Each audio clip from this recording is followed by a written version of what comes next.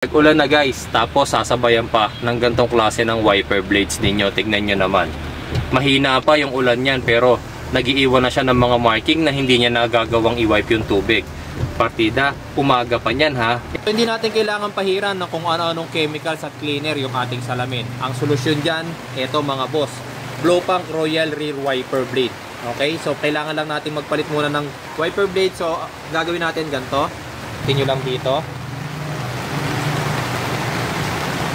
Yan. Baba nyo muna. Pag binuksan nyo to mga bossing, meron niyang wiper blade sa loob of course. And kung makikita ninyo masyadong mataba yung kanyang adapter kumpara rito sa dating nakakabit. Itong gagawin natin, may kasama kasi yan, tanggalin nyo muna. Tapos may kasama yung tatlong adapter, so piliin nyo kung alin yung kasukat at ito yun. Yan ang gagawin natin mga bossing. Ipapasok lang natin yan pag ganyan. Okay na.